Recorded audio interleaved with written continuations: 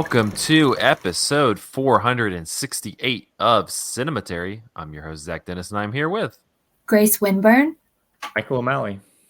In today's episode, we're going to be talking about movies that we saw this week in part one. And in part two, we will be continuing our Betty and Joan series with 1931's Possessed. We're going a little out of order on the release dates, but we had to get some steamy Joan and Clark Gable action in there, you know.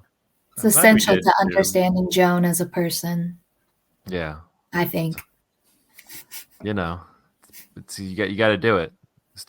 Those two hot and heavy in this movie. All right, well, on the whole other spectrum of the world, let's start with a relatively new release. Speaking of heavy. Yeah, speaking of heavy. It's just got nominated for Best Picture at the Oscars. I think it's Best International Feature as well. Andrew and I talked about it. It was one of our favorites out of TIFF last year, but that is The Zone of Interest. This is the latest film from Jonathan Glazer, who is famous for Birth, numerous music videos. He also did Under the Skin. This is his first movie since Under the Skin, actually. And it follows the life of, or not the life, but like a multi-month period of life for the Haas family. The patriarch of the family is Rudolf Haas, who is the commandant of Auschwitz, and his wife Hedwig, as they live their life in the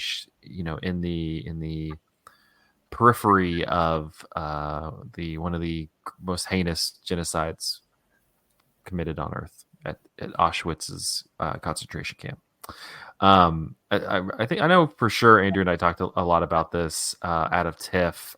It's a movie that has definitely been relatively divisive, just in how it kind of presents that text, because I think just reading the log line, you're like, oh, so I'm just going to watch this Nazi family like live their happy life right next to this concentration camp. But there's a lot more going on there, but I'll step aside because I've talked about this before. Michael, you just caught the movie, so I'm curious to hear what you thought of it.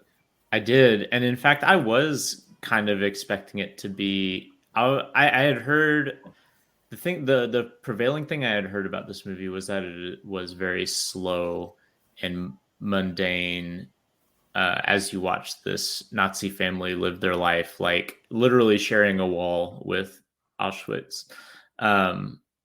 And I think I was expecting it to be some sort of like John Dielman style, like, you're just watching extended, sequences of, people living their lives with the cognitive dissonance of there being, a genocide going on. But it's not that. I mean, there's like definitely a lot of the movie that is just domestic stuff going on. Like there's a whole bunch of stuff where the wife is just talking about like, here's our garden. And, that's juxtaposed with, the dad like washing blood off his boots. Well, I guess not the dad, but one of the servants / slaves. Unclear to me. I think blood. Yeah, Andrew and I talked about this out of the movie in Toronto. You have the Polish slaves that they've like, since they've they're like locals, but they're not concentration camp. Yeah, they work in the house, I guess. Yeah, they're like in the house working, and then you see some members from the concentration camp like on the periphery. Like there's the people who work like in the garden. Yeah, things like you that. You can tell because they have like their head shaved and they're wearing the uniforms of the camp. I'm sorry, My daughter is crying out of the room, but it's a very upsetting topic. I understand. Yeah, genocide. It's bad. But it's not quite that, because one of the things that I wasn't quite expecting was how heavy-handed this movie is. And I don't use that in a negative way necessarily, but like basically every shot of the movie includes like shots of barbed wire like behind the garden, or like you see smoke coming from the crematorium, or you hear voices or screams or things like that. And it's like really an oppressive soundscape, specifically the movie. Like there's this like Mika Levy's score, which is very, ominous and kind of atonal, kind of like what Under the Skin was doing a little bit. But then in addition to that, you have like mixed in, like, it's hard to tell if it's diegetic or also meant to be part of the, just atmosphere of the score / like, manipulated reality that we're seeing, because there's definitely both going on. But you just hear all the sounds, the machinery. There's this constant like churn that is like maybe the churn of the furnace or something, or supposed to be. And as a result, I found this movie, like, I was just on edge the entire time. Even though pointedly this movie does not show any violence on screen. And in fact, you barely see any of the actual like activities of the concentration camp. And instead you get like, there's a scene where someone tries to explain like a blueprint of a new furnace that they're going to put in the camp, or you get just like the kind of like red glow of the fires like burning at night on their windows, or things like that, that are really abstracting what's happening, but mixed with like just those sounds and like the I don't know, like, the knowledge of this going on. Like, I just, even when it eventually the movie gets into some more like a bit more intense elements, but especially even in the beginning, like, I just found it like, I was like, my skin was crawling the whole time. I don't know. And that was not something I was expecting. I was expecting to be bored, because I'd heard people say it's boring and that's the point. But I did not think this movie was boring in the slightest. No, I rewatched it recently, and I remember it feeling a lot slower the first time I watched it, and then this time I was surprised with how swiftly it moves. Because I remember like the kind of parts that, the path that it follows in terms of like the stuff that they're, like they have like his birthday, and then her mom visits, and they have like a party. Like there's different little like moments that you follow, and I was surprised that like those are happening. So I thought I remembered more just kind of nothing moments where they're just kind of hanging around in between those things. But it was surprising just like how kind of, not really quickly, but like how paced it is. Yeah, and it's really I don't, it's really, it does a good job of like, at every moment there's some little sort of thing that your attention is supposed to be kind of like grasped by. So even when the characters are just like walking around or like having these low-key conversations, there's always like some sort of hook or something that is like part of it, which is not something that I would have expected of like a slow cinema, kind of endurance test, which is, I don't know. And maybe people are just talking about that in the context of the Academy Awards, which, I mean, this is a fairly abstract movie for like a Best Picture nominee. And so maybe that's what people mean. But anyway, I like this movie. I have questions about like some of the things it's trying to do, because some of the things it's trying to do are very obvious. Like, obviously the dissonance of like these Nazis who like have to do a lot of work to act as if they are just living a normal middle-class life, in the belly of, a genocide. Like there's this scene where they're trying to like, they're like playing in the river, and they're downstream from where they're like, dropping like the ashes of like the concentration camp victims. And you just, you see like the father, like just take his kids out of the water, and then they're like just scrubbing in the bath next, and then you see they are just playing in the pool the next time. And there's just like a lot of, so like the movie is very clear about like the intense amount of work it takes to have this sort of like comfortable existence while this genocide is going on. But there's also stuff going on later in the movie that I'm not 100% sure about. Like there's these like thermal camera, like black and white thermal camera sequences that I guess are like a Polish girl that I think otherwise barely see. Like I think she plays piano in one scene as well. Mm-hmm. But otherwise, we don't really see this Polish girl. But she seems to be like leaving food for people, maybe in the concentration camps. I'm not 100% sure what's going on there, except to just show that like not everyone was pretending like this didn't exist. There was like an element of resistance, maybe. I don't know. Well, during those scenes, also you generally have the father telling it's to a degree a fairy tale, like those sections specifically, because he's telling the tale of like Hansel and Gretel while that's taking place, and like I don't have a firm understanding of what's going on there, but the way I kind of interpreted it this second time is that like she's in thermal, like in this thermal vision whenever she's like out around the camp and stuff like that, and the only time she's not in thermal is when like I think one of the last times you see her, she like returns home,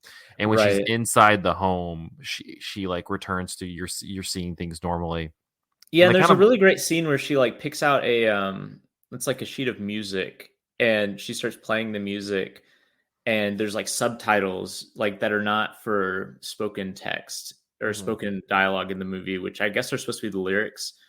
And I think that this music like belonged to one of the people who became like a camp like prisoner. And so it's like this really haunting moment. Like you said, it's like one of the last times that we see this girl is she's like kind of very slowly with like one finger, like picking out this tune on the piano that is from like an artifact of like someone who is maybe alive, maybe probably dead in the concentration camp.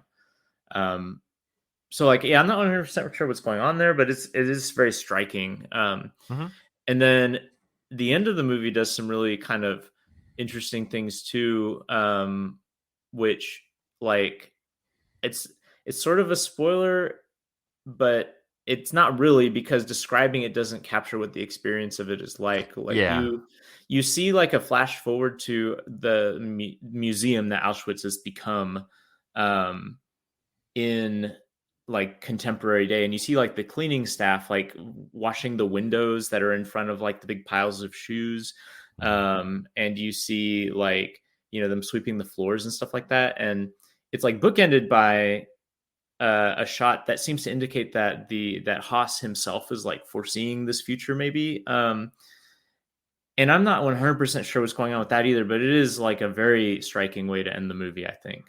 I really like that both times I've seen it, because it to me, you mentioned the scene in the river, like he's constantly like he's an extremely evil person, because he's of anyone, he is the most of a participant in this genocide. You have a scene early in the movie where he's in this meeting actively choosing how to better optimize the furnace to kill Jewish people, right?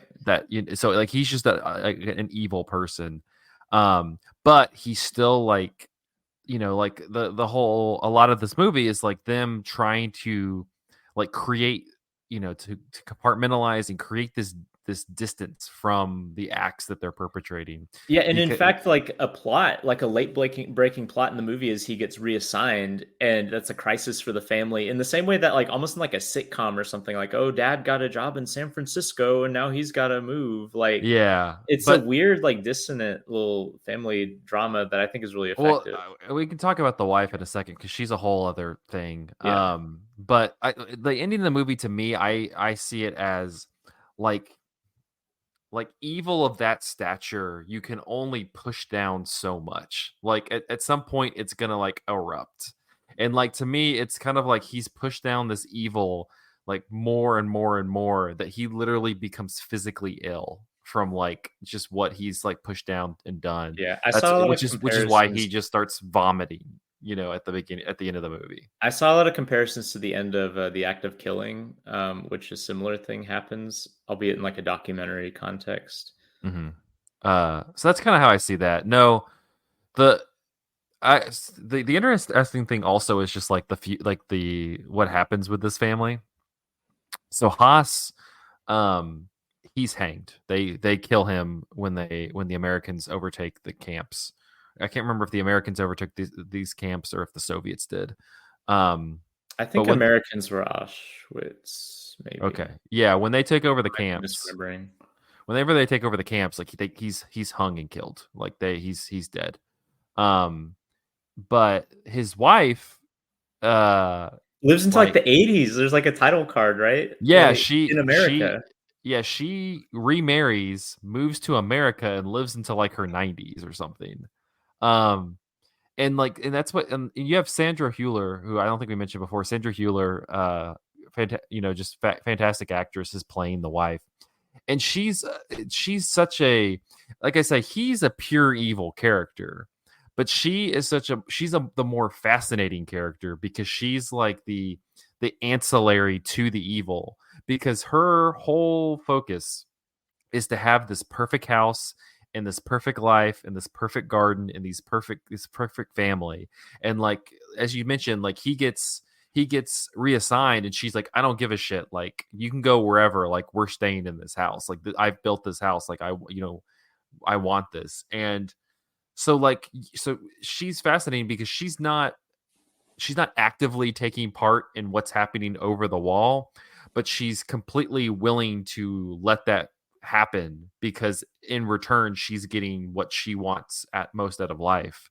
Right. Well, and in fact, like this, like life that she has is not possible without what is going on over the wall. Like they're all sleeping in twin beds because it's not actually their home. It was like a home that was stolen from whoever they took the land from. And like this entire like homestead feeling, like how oh, this is now my house and I want this homestead that I've built myself.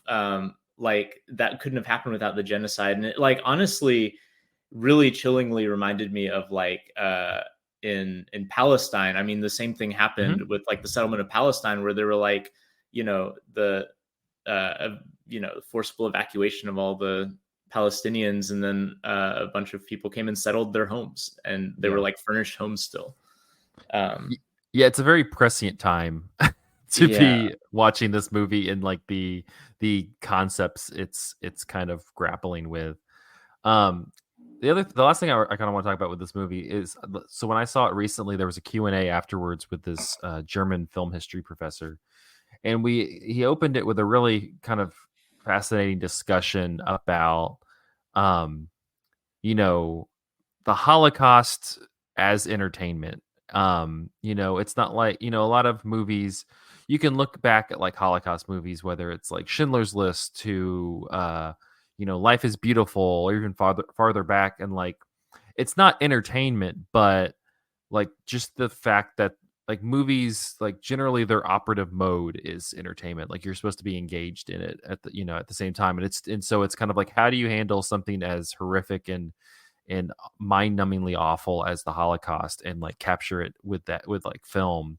And this movie is such a, I don't know, like I feel like is able to capture it in a not fun way. Like I can't like sit here and tell you like, oh, this is a fun movie. It's not a fun movie. But I feel like it kind of captures just the insurmountable like just like insurmountable like hatred and evil and like of all of it in a way that is not, there's no, you're not getting your hand held during it, not that there's just like, there's a lot of unrelenting pieces of Holocaust filmmaking in the past. But this one seems, at least especially on a narrative level, seems to be grappling that in a way that the only other comparison I feel like can make, he made the comparison to Son of Saul, that the movie the first person perspective movie that came out a couple years ago. Movie. A lot of people didn't like that movie for the same reasons of like Schindler's List and stuff.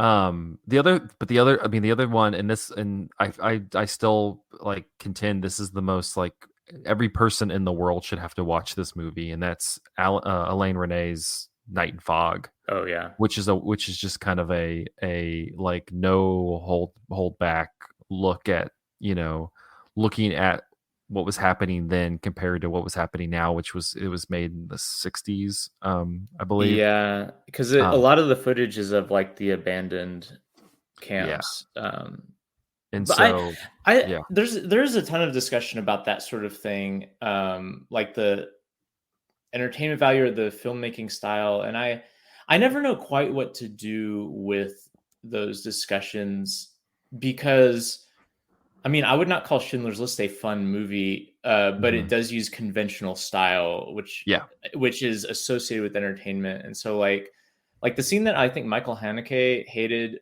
was the shower scene where they think that they're going to be gassed and then they get water thrown on them or whatever, Mhm.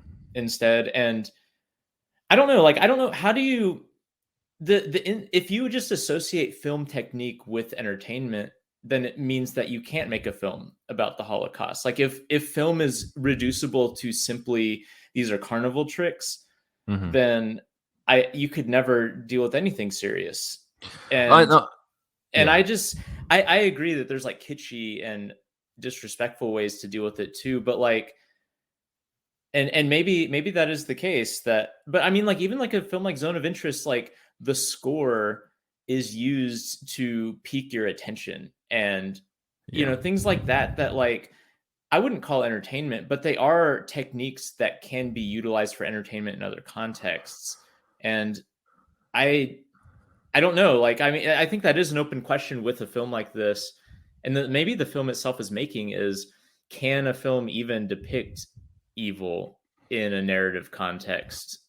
Yeah. I mean, I pose that not saying that like I believe one way or the other, because yeah, it's you know, I think filmmaking techniques are manipulating, and I you don't say that in a negative way, Right. like the manipulation works, And even in a some documentary context. yeah, like that's Yeah. just filmmaking in general is manipulation, and you elicit a reaction from it. I mean, there's as much manipulation in filmmaking techniques in this movie as like if you were watching like a Mission Impossible movie, like Right. that's just like Or like how. Skinamarink. If you saw Skinamarink earlier this year, like that is a movie that is like at least as abstract as this movie and does like soundscapey things like that. But obviously the point of Skinamarink is to be like a thrill Mhm. ride and to entertain.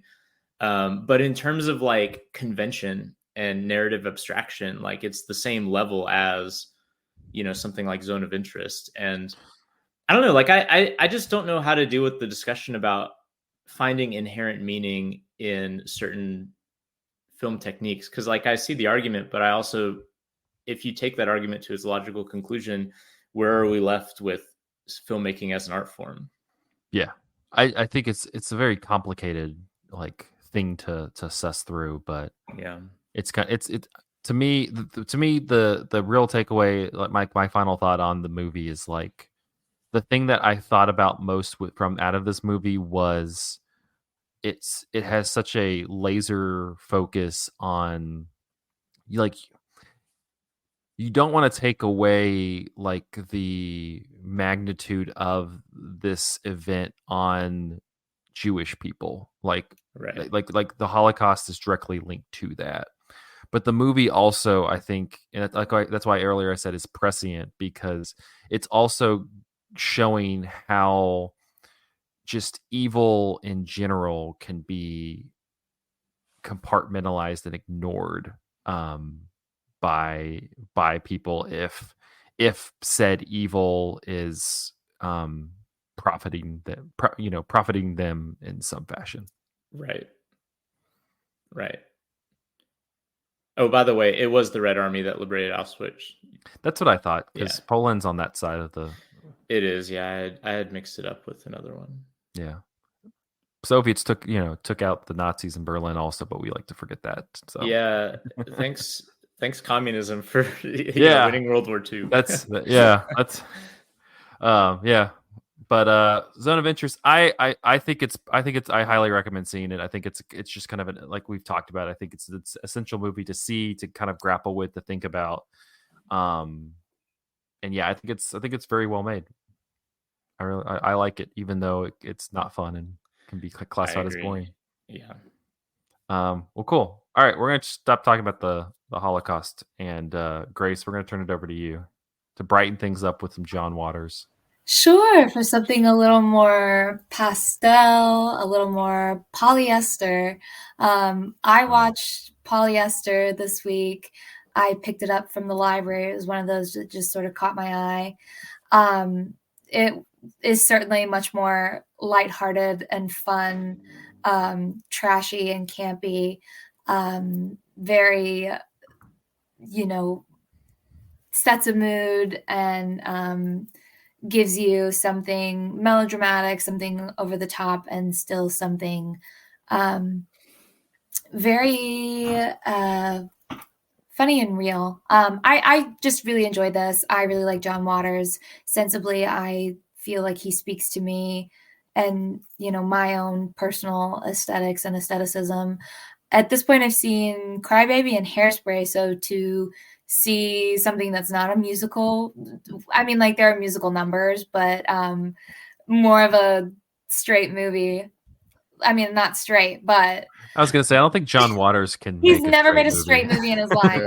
That's like, I don't want him to, hit us with like libel or something for saying that, or slander, for putting that out there. But it's hilarious. It's well acted. It's very well shot. Like, it's so interesting. He's the Pope of trash, and like, what's trashy about this? I mean, like, there's the smell-o-vision. It's odorous, like, but still, like. Can you explain what the smell-o-vision is for people who are unfamiliar? Because it's kind of awesome. It is scratch and sniff technology. It's it's not two-dimensional. It's not three-dimensional coming out at you. It's smell-o-vision.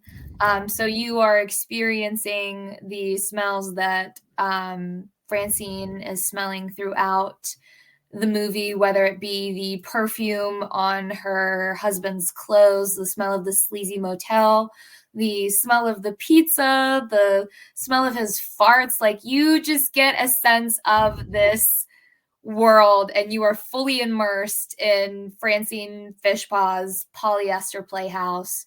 And it's a card with smells, perfumed onto it, that you will scratch and then smell in accordance with the number that comes on the screen. There's a whole sequence in the beginning that demonstrates this groundbreaking, incredible technology that we have perfected for viewing of this movie. But please keep in mind that sometimes, things just stink. And that's always the, like, tongue-in-cheek, like, not everybody's going to like this, like, we're doing something different, controversial, and, to more serious folks, this is trashy. This movie stinks. But I feel like we should bring smell-o-vision back, like, that should who needs the 3D and the IMAX and all that crap? Like, that's what VR is, a wasted opportunity. You're already putting something over your face. Your nose could be included in that. It'd be like the Dune sort of, like, nose. Yeah. But there's always a smell to movies. There's the popcorn, someone's vape, the person in front of you's BO. Like, there's a scent to movies. So as John Waters intended. Yeah, you have such a romance to the movie watching experience. What can I say? But it's what if I really love this movie. I just, like, you drill down to it. It's romance, divine, incredible. What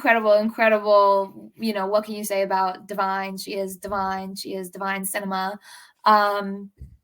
This gorgeous woman, heart of gold with, like, a real inner beauty that informs the outer beauty. And she is this poor put upon wife who suffers injustice after injustice from her own family and flesh and blood. Her husband Elmer, a sleazy, two-timing adulterer who just so happens to be a very successful businessman who runs a porn theater downtown, an X-rated movie theater. And he cheats on Francine with his secretary. Her daughter, Lulu, is a trashy, fast girl who is independent and promiscuous, but also mature enough to make certain decisions. Like she gets pregnant and she's going to have an abortion. How do you like that? That's so controversial, but interestingly empowering, and thank goodness that she's able to do it, or but not by her mother's standards, because her mother is a good Christian woman and prays to God and says her Bible and everything. And then her son Dexter is a drug huffing foot fetishist who enacts his violence on the poor unsuspecting insteps of local Baltimore women. He gets rehabilitated. Lulu goes to a Christian girls camp where she has a miscarriage and sees the light.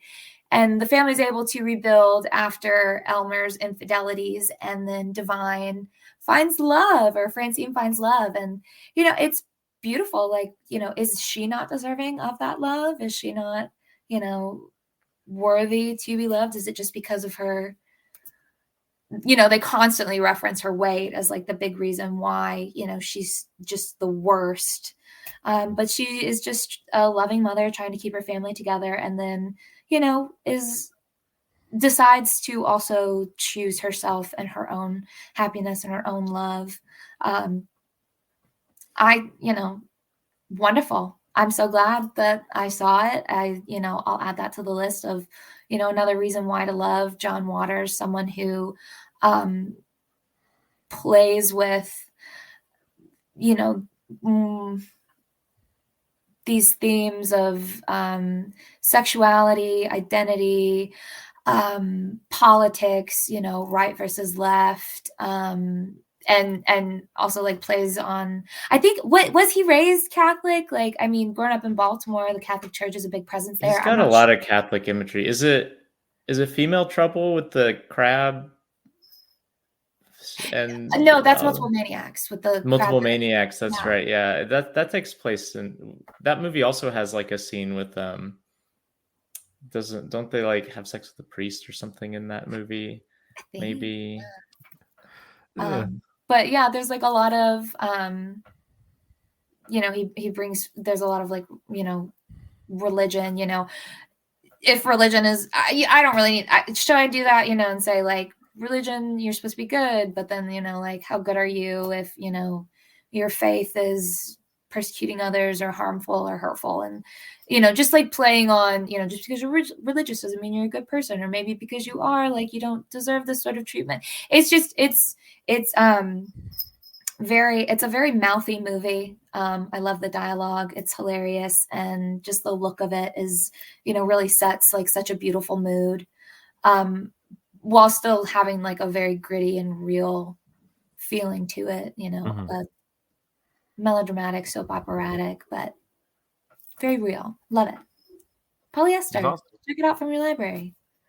Check it out. Not so abstract or esoteric as Zone of Interest. This is what you watch after Zone of Interest to lift your spirits, and you're able to answer that question like, are movies meant to entertain? And yes, this one is, at least. So let it entertain you. It's good. It's good. It's that's what you got to do. You got to find a movie with some smell-o-vision. I really wish. I was just watching it at home, and I'm like, well, I guess all I have are like my cats to smell, Yeah. To be honest, thank God that's the John Waters movie that has smell-o-vision. Can you imagine Pink Flamingo's smell-o-vision? Oh God, Jesus. Would just be. I don't know how you could do that. Smell-o-vision and 3D. Whoa! Just attack your senses. That'd be great. Yeah, absolutely. Well, cool. Michael, take us home. You got one more. Or Yeah. actually, 1, 2, 3 more. Oh, yeah. Speaking of the communists, I watched the Billy Wilder movie 1, 2, 3, which he made right after The Apartment. I think The Apartment's 60, and this movie was 61, maybe, or something like it's something like that. It was like 1 year after, and this is set in Berlin, um, right before the wall went up. And literally right before, like he was filming the movie as the wall was going up, and it ruined part of the production of his movie. Because the whole premise of the movie is that in Berlin you have this really wacky kind of city where there's capitalism and communism like in the same city, and you can like walk between the two regions and things like that. And it stars uh, an amazing James Cagney as this Coca-Cola manager. He's like trying to bring Coca-Cola to the Eastern Bloc, basically, and so he's like having to negotiate with these communists how to get Coca-Cola into East Germany and beyond. At the same time, like his higher up in the Coca-Cola company has a daughter that is visiting Berlin and is meant to be looked after by James Cagney's character. And this daughter is like an adult daughter, like maybe her 20s or something, but she's meant to be fairly young. And she's just like this very impulsive person. And she ends up falling in love with and getting engaged to a communist. And there's this great line when she walks in and James Cagney's like, "Where you been?" And she's like, "Oh, I met the most wonderful man." And like he meets him and he's like, "This man's a communist." She says, "No, he said he was a Republican." And like, so the movie is like that situation happens. And then before the parents come from Atlanta to visit their daughter, he's got to figure out, oh, how do I fix this situation? And make it so that I'm going to be able to get that sweet promotion to the whole European, region to be in charge of that, while also making sure that this daughter is okay. And the whole thing is very fast. Like it is just a relentlessly paced movie. The dialogue is going really like a mile a minute. There's like so many jokes.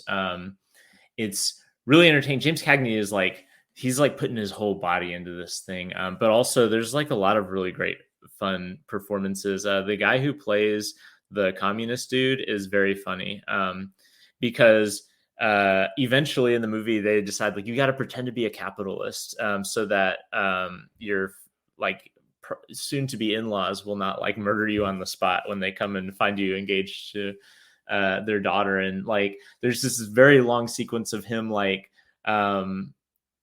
just having trouble with like all of these like American like rules and like bourgeois concepts and whatever. Like he doesn't want to get rid of his party card. He's like, it's paid up through December, and will like doesn't want to let it go.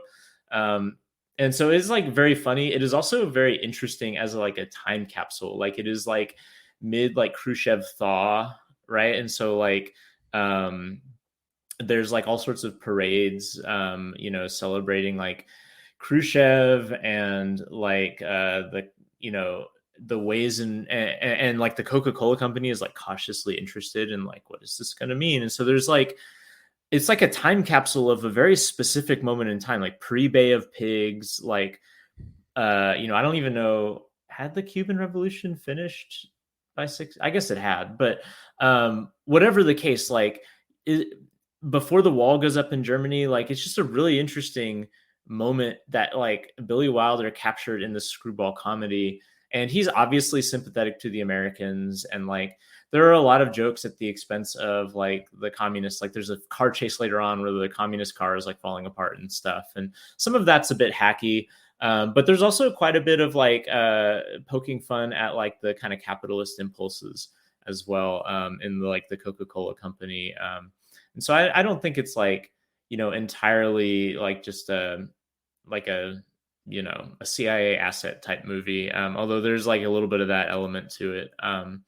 But I think most of all, it's just fun. It's got great jokes. It's got great performances. Also, a small tie-in to this movie and our ongoing series, but Joan Crawford apparently was displeased with this movie because she had recently become a spokesperson for Pepsi Cola. And so she like called up Billy Wilder and made him put a few references to Pepsi in the screenplay. So there's our segue. Yeah, I'm sorry, Joan. Pepsi is not great, so it is not. It's okay. All right. Well, we're going to take a quick break and we're going to swig a Pepsi and talk about Joan Crawford and Clark Gable and having a nice little affair in part 2 with 1931's Possessed after this.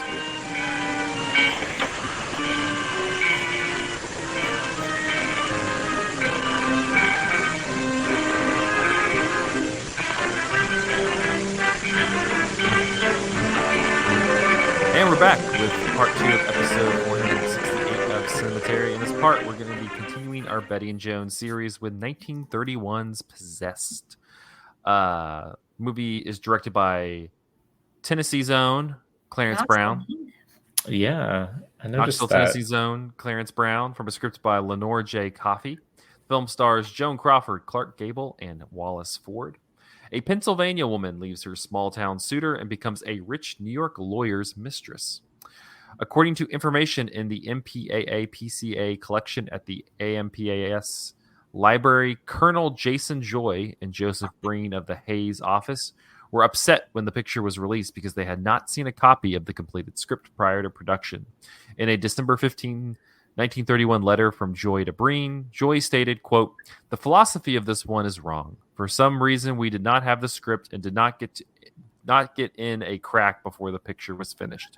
This cannot happen again and was the chief reason the code was amended, making submission of scripts mandatory rather than optional in the past." Damn, we have this movie single-handedly to blame.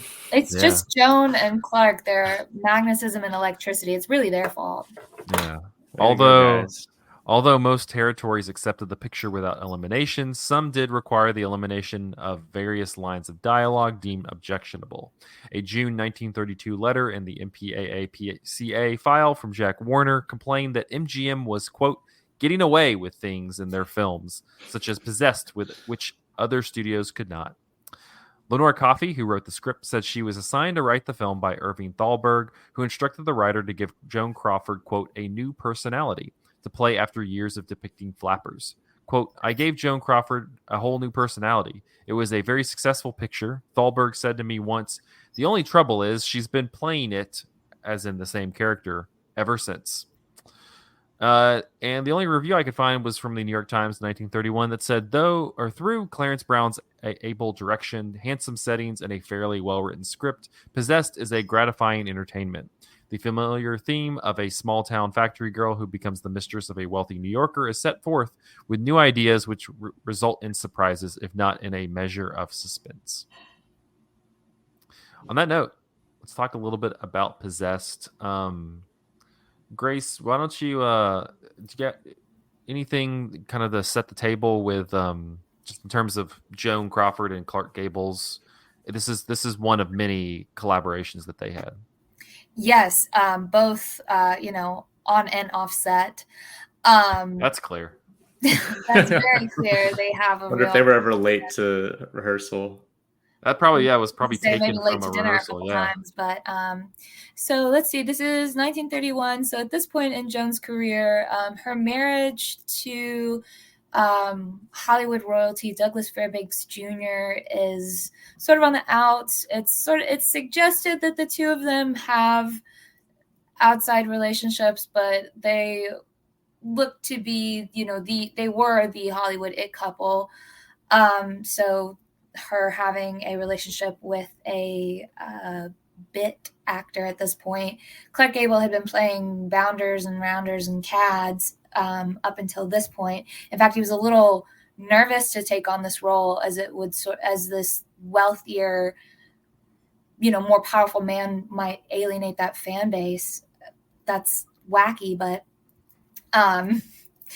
so to sort of, I guess, like slum it, with an actor a little, beneath her station as such a Hollywood queen, who has made her mark as a flapper girl, a dancer, to try and switch to something more serious and then to have that affair. But she's a passionate woman and a beautiful woman. But that's really it. I mean, Clark Gable's pretty hot, so I get it. He's so handsome. Yeah, not slumming it too bad with Clark Gable. Yeah. There might be worse, but this movie was also based off a play originally from 1920, The Mirage, but the writing of Lenore Coffey and Clarence Brown's own sort of more hands-on approach basically like obliterated it. They pulled out something completely different. They made Marion much more sympathetic and Al just the worst, most grating person ever. So it's you champion Marion and her escape from this life. Can I just say real quick that one of the funniest parts of the whole movie is one of the first times you meet Al and he's getting mad at her for like sipping on champagne and talking to Wally or whatever the hell and getting home late. And like he's like angry at her. And then Joan Crawford's gonna like insult him, and she's like, "You," and then there's like a cut down to the turnips that her mother is holding, and she goes, "You turnip." Well, and there's a good callback later on when she meets Clark Gable, where they're talking about vegetables, and she's like, "You weren't thinking of turnips, were you?" I mean, it's absolutely eviscerating, but yeah, no, it's her rebrand. By the end of her marriage with Douglas Fairbanks, she takes up with French O'Tone, and he's the much more serious actor. And so, like you said, that she's still playing this actress. She draws a little on her past as a down and out girl who moves to the big city and who at her core engages in sex work to get ahead and get the life that she wants. This is a very, pro-worker, blue-collar worker movie, and that speaks to Clarence Brown's sensibilities as a director. But this is Joan giving a performance, and I think she does a great job. She's wonderful. I think I'm a really big Joan Crawford fan at this point. Yeah. Safe to say, but yeah, it's this one, it's kind of it's funny to step back with this one compared to Mildred Pierce did for the last episode, because this is like if oh shoot, what's the daughter in Mildred Pierce, like Veda, like this Veda. Is you gotta figure that like if Veda saw this this movie, it's kind of just like, oh, so you were a little promiscuous in your age, back then also, like it's okay like when you do it, but yeah, it's like it's kind of like I learned it from watching version. You. Yeah, exactly. I don't know, and so but no, it's I think like just kind of as like this very like classic Hollywood romance. It's a pretty fun movie. Once she like gets into the New York life portion of it, it is like there's just this like clear, like it's very clear that these two are like regularly having sex because there's like palpable energy between the two of them.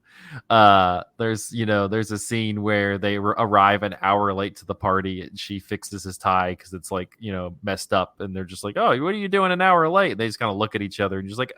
You're like, gotta love. That's probably the stuff that the Hays Code, the Hays office is not. Yeah, Jack Warner's sitting fuming in a theater, like, why couldn't I do that? No. the Hays office is not happy there. But I think also just like just the kind of freedom she has between the different relationships, and just kind of how she interacts with anybody in the movie is kind of very.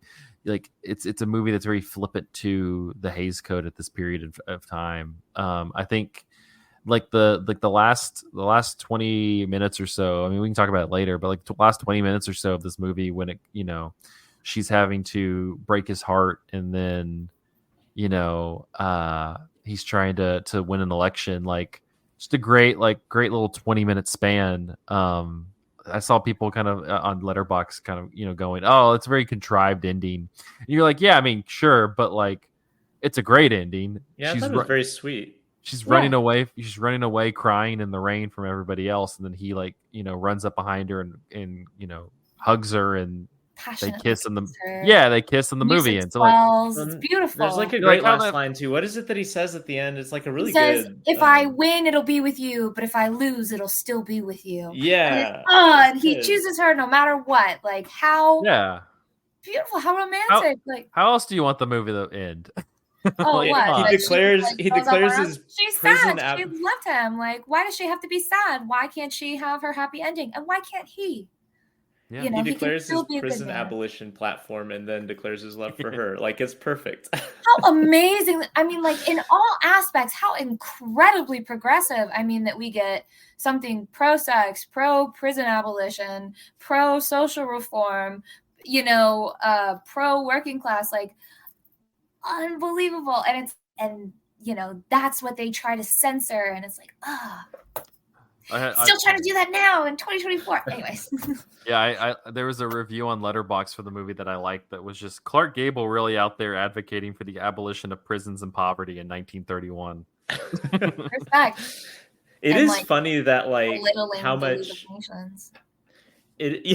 can you give your position on the League of it is funny how much airspace is given to him just stating policy positions, and I wonder how much of that was signaling about oh, this is a guy who understands the needs of working people, and I don't know, maybe any sort of lingering class conflict in your mind would have been put at ease. It's oh, this guy, he's not just some rich asshole who's gonna use his political position to take advantage of poor people. It's not like All the King's Men or something like that.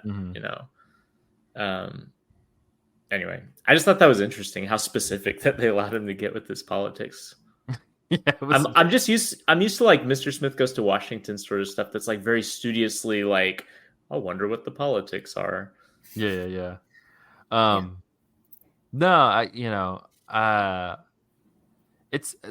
I will say though, it's a movie that kind of takes a while to get in. You start out where she's with Al, who is just kind of a bumpkin. He's trying. He's a turnip. That's a great word. He's a turnip. And and so it kind of takes a while to kind of get into there, and then you have her kind of getting into the New York world, but there's Wally, whatever the hell he does, who's just kind of you gotta find a man. That's how you women rise up. Stay away from mine. There's I was like, oh, there's a little competition there. Interesting. Wally's a unique character. She's like, nah, man. I'm gonna look. Clark Gable just walked in. I'm gonna go find him. And it's such a great. They're having dinner, and I forgot the specific line where he's just kind of you kind of just do whatever you want, and it cuts to, what is it, a number of months later when they're clearly years or years later when they're together. Pull the calendar away, and then that's a nice visual. Clarence Brown clearly silent movie film director. He's got that engineering background, and then he gives you something interesting to look at, to watch the years go by, and more and more jewelry. Yeah, beautiful. No, it's a great the cut from her at dinner with Clark Gable to the as you described, the calendar is some good movie moves right there. Another incredible movie move toward the beginning of the movie is when she is she's waiting on what's his name by the train, and all of the train cars are all going by, and you can see all these windows, and she's watching all these different people living with different types of lives, and then including a woman semi undressed, which I was a little bit surprised too. I think that was another the Hays Code moment. Jack Warner's I want half naked women in my movies.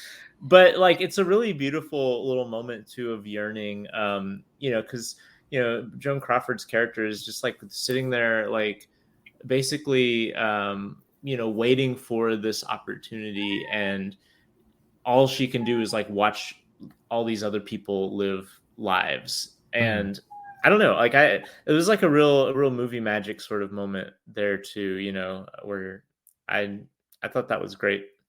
Yeah.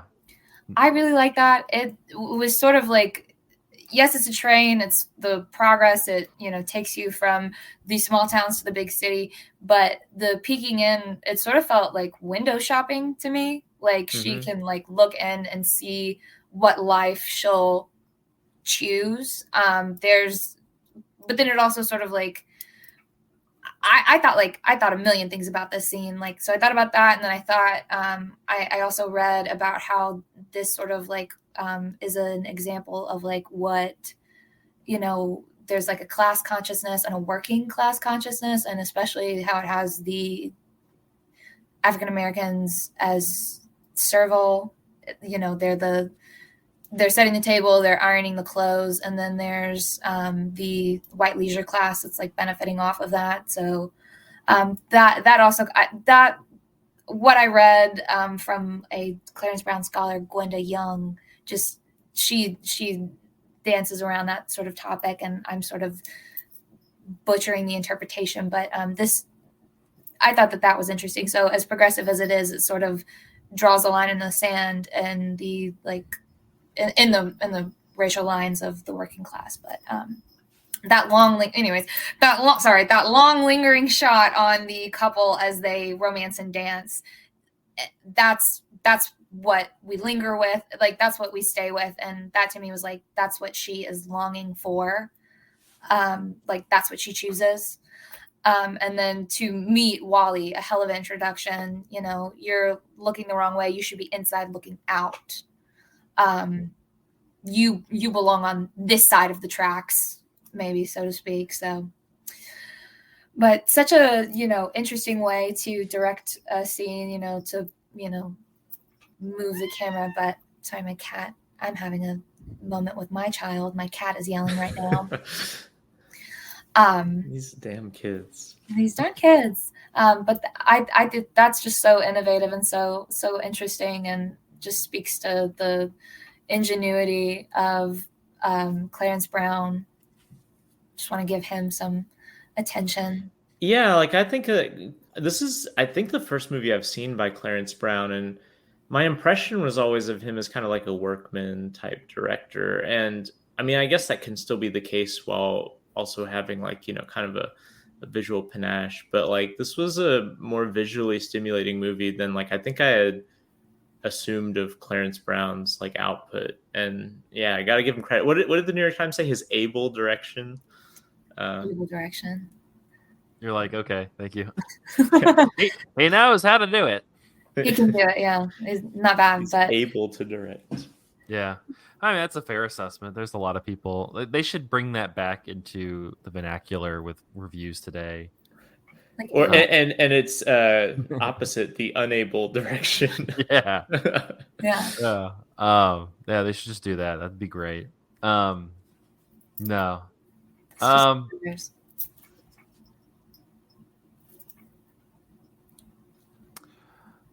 What, this I saw an interesting kind of note about, because this, like you talked about at the beginning, like Clark Gable is relatively unknown when he starts, and pretty much it's like he's the unknown, Joan Crawford's the star, and by the end of their run in movies together, it's like, yeah, he's much more like he's pulling Hollywood stardom, and she's still a star, but it's kind of, she's definitely going into that next period that we talked a lot about in the last episode with Mildred Pierce, where she's kind of having to reinvent herself. And so it's kind of, interesting as we go through this series. I think we kind of got a similar look with Now Voyager with Bette Davis, and we'll go back to Betty in the next episode with All About Eve. But I think, in the context of the series, it's interesting to kind of see not only like the transition of them as actors, but also the transition just in terms of, for lack of a better phrase, like their standing in Hollywood. That as with any kind of movie star like that kind of ebbs and flows. And so it's kind of interesting to see that happen through this series of movies that we're gonna watch ahead of Baby Jane. Was there like I mean, is there sort of like an intentionally meta, you know, idea with like Joan Crawford playing a character who is, you know, elevated from like a kind of lower class, like that being the movie that was chosen to kind of like, this is the movie's going to break her out of her old typecast? Like that's kind of an interesting, like in the long view of her career, that's like interesting that the character arc of the person she's playing like dovetails with like her career in this point. That's a really interesting point. Okay, that like fired off a bunch of things in my mind. Really, I think that what makes this so strong and defines the turning point in her career, yes, I mean, like, yes, it does have everything to do with the part itself. I don't think that she was necessarily given the part because she had lived the part, but I think that because she had lived the part, she was able to deliver a real authenticity to the role that made it the standout that it is. Yeah. I think that if she'd been given something else, like I find Joan to be the kind of actress that can only live her truth as a character if she's lived that truth as a character. And like, that's her way into these characters. And then I think, again, one thing that really sort of clicked with me in this viewing was that, okay, she made her mark as a dancer, as a flapper girl. So she's used to communicating with a more physicality. And so there's that like realness to, you know, delivering whatever the dance is, the romance is. Versus Bette as an actress who's a stage actress who can convey with her voice. And, you know, she comes in and then like Joan's around for the switch from silent to talkies too. But anyways, I just, oh gosh, I lost what the question was, but I think you answered it. I just asked like, was there like an intentionally, you know, meta narrative going on here with like this star arriving at a different stage in her career in a movie in which her character does the same thing? Okay, yes. So then, yes, I did answer that. But then, yes, another thing is that I do feel like she could have been given like serious script after serious script that is meant to like catapult her into that next phase, and that she wouldn't be able to deliver this same level of performance unless it was similar to her struggles, or similar to something that she just like was acutely aware of, or like in proximity to, or had happened to her. And I think that's also kind of why she sort of struggles in like other roles, where she tries to deliver a sort of elevated or elegant woman role, and why they sort of fail, because a lot of people say things like, that's still just Joan Crawford. And it's like, yeah, because that is still just Joan playing this part that she's given instead of living a truth. Like acting is so interesting, and you know, how do we dissect that? But yeah, well, like this is definitely, we talked about it a little bit in the last episode. Like this is also very much like a movie star role. Like you need a movie star in this, because you kind of need like you got there's a handful of scenes in this where you kind of just need her to like chew up the space, you know? Like you think of the scene when she breaks up with Clark Gable, like you got to have her there, like, you know, really going for it, like, you know, just eating up that scene. Like that's all about her just eating up the scene. Similar to like the moment at the very end at the political rally, you know, even early on, you know, in the scene when she's gonna like, when she decides to like leave home, like she has to just kind of eat that scenery. And like you think about it, not that it, like just a more normal actor wouldn't be able to handle that, but you kind of need, like, I don't know, like I yes, it's kind of going, yes, she's doing Joan Crawford, but I don't see that necessarily as a negative. Like I think that's the power of the movie star, and I think maybe like I'm more open to that now because we have zero movie stars. I was Like actually thinking about that. Like you a know, movie like this, really, its entertainment value is in watching the stars. And there's a certain type of movie that really struggles to be made anymore because of the dearth of these sorts of like screen presences. yeah, like I think of it's a very funny like like where it came from, but if you've never seen Matt Damon on Hot Ones, he has this scene. It's I know it's funny, but he has this part where he's like pretty much he's asked, you know, why are like the like, kind of Goodwill Hunting, like kind of middle class movies, like not like, you know, movies today has to be either like gigantic Avengers, you know, something like that, or like super small scale indie. Like there's no middle class movie anymore. And he gives this very nuanced answer of just like that's just like the paraphrase is pretty much the landscape does not um really, you know, allow that in today's, you know, Hollywood. And like that's what's great about this period, because this isn't a you know, capital A class A movie. It's not a it's a very middle class movie that it's completely built on. You need Joan Crawford to be a star, and then you need Clark Gable to rise to that, and he does, which is why he eventually becomes a star too, because you have two movie stars in it. And I don't think there's definitely attempts at that now, where it's kind of like let's put whatever actor in this and kind of like let them try to, you know, cook. Yeah, there was like that movie which I didn't see that had like Glenn Powell and Sydney Sweeney. I think that was a pretty naked attempt at like we're just gonna put two Yeah, actors that people have Two goodwill pretty for. people, Yeah, exactly. yeah, and but then you need hope that they have chemistry. And it's like, well, you know, pretty is as pretty yeah. does, but I mean, you need something more. But yeah, but you need like you need that movie star, you know, gravitas to it. And um yeah, I don't know. I don't think you have a lot of that anymore, and it's partially because the industry doesn't support it.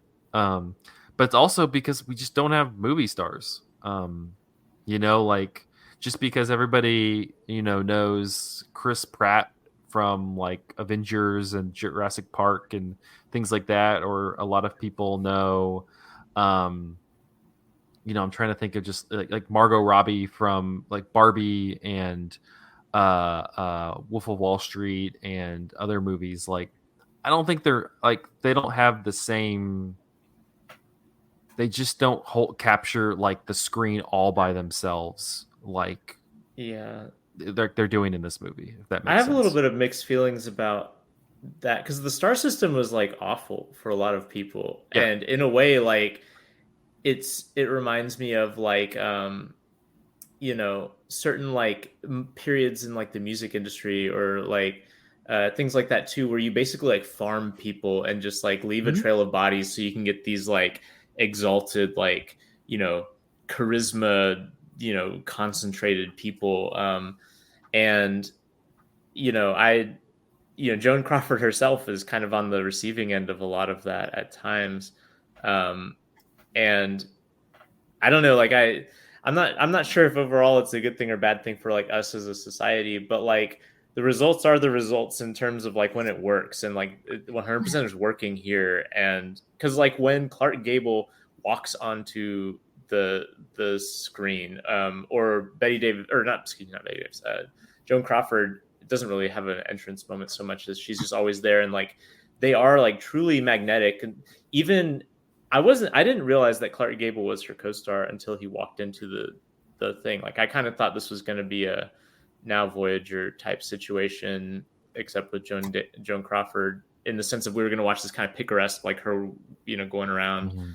to different things. But like the instant that Clark Gable shows up, like A, I'm like, oh, it's Clark Gable. But B, like he just commands the screen in a way that you're like, oh, he must be, you know, important. And it makes the story beats make a lot more sense than they might have otherwise. Because we like skip over all the courtship stuff, right? We have that like, Mhm. you know, montage of years, or cut to another year. So like all the stuff that should be like building our investment in the relationship is not present in the movie. in a traditional way. It's simply like these stars have chemistry on screen, and that's all the explanation you really need for why they want to be together. And that's kind of magic. Yeah, I think one of the things that real quickly that it also comes from. Yeah, I agree. Like the star system was not good. I think though that like the reason you get these performances is because like you were saying earlier, Grace, like she has similar roles in like 6 to 8 other movies, and so it's kind of like a reps thing. It's like you've done enough reps of the, so like when you get to this, it's just like, yeah, I can kill this for you, like I can really nail it. I think that kind of just today, it's it's less churn and burn, which is a good and bad thing, but it also studios just aren't making as many movies either. They make them so quick, the turnaround. Yeah. I mean, they film these in weeks over not hours, over days, but like there's a interesting sort of professionalism and capitalism to it, to just get them out as quick as possible, make as much as we can, as much money as we can.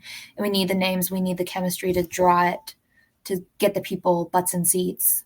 Mm-hmm. And again too, like So yeah, it's I don't know if it's good or bad. It's more just like that's just the difference. Yeah, it's a bygone era, and you can feel that it's bygone because you can sense the absence of it. Yeah, it's also bygone because, like I said, these two are like some hot chemistry. You don't got that anymore because everybody the non-movie stars are all sexless. So what are you gonna do? Totally. I also think like thematically, like nobody's touching subject matter like this. I mean. Yeah, when's the last prison abolition movie that was like an MGM feature? Yeah, like to like where it's like to deal in something so mature outright and to treat its audience intelligent, like the visual storytelling throughout, like in the back of Al and Marion's fight, there's a couple fighting, so it's like you get the sense like, okay, that's one life, and then she sees the next. Like it treats, like it doesn't just like spoon feed us everything we need to know. It just assumes that like we can follow a story and root for these characters, and treats us like informed adults. We're just asking for more comedies, studio comedies that include prison abolition. Is that too much? We did get Bottom. I'm pretty sure Bottom is mentioned. Potties for prison abolition. We need that. Mm-hmm. That's just a reason to go see Bottoms. Well, cool. Possessed Bottoms. Nice. Well, Possessed, I would say you can find it online. It's technically online. I had to rent it from Amazon for $4, but so it's a little tough to find. But I don't know. I think if you're kind of coming along with us, it's definitely worth a watch. But but that will wrap up this episode of Cinematary. You can find us on Facebook at facebook.com/Cinematary, on Twitter and Instagram at handle @Cinematary, and on Letterboxd at letterboxd.com/Cinematary, where we list the movies that we talked about in this episode. Be sure to head over to cinematary.com. We talked about Zone of Interest earlier. Andrew and our reviews from TIFF are online if you want to kind of go through that. A lot of those movies have come out, like American Fiction, The Holdovers, Zone of Interest, but a couple that are still, making their way or kind of were underseen. It's worth seeing those as well. But if you would like to support the podcast and the stuff that we're doing, head over to patreon.com/Cinematary and give us a nice little thing to make things happen. Thank you to our patrons. Pay our rent. Yeah, pay our rent. We could be your kept woman. We could be your Joan Crawford. Be our Clark Gable, our Mark Whitney. Be our Mark Whitney. Come on, guys. Thank you to our patrons, Cam, Ron Hayes, Tanner Huskins, Teresa Marsathi, and Tyler Chandler. Thank you so much for supporting the show. Next week, we're going to be continuing our Betty and Joan series with 1950s All About Eve, which is the only one of the movies that out of the series that we were going to do that I had seen prior. So I'm excited to come back to All About Eve and see Betty Davis again. Did you miss her? Yeah, it's nothing against Joan, but it's like, we started with Betty. It's been a minute. Until then, thank you all for listening. We will see you next episode.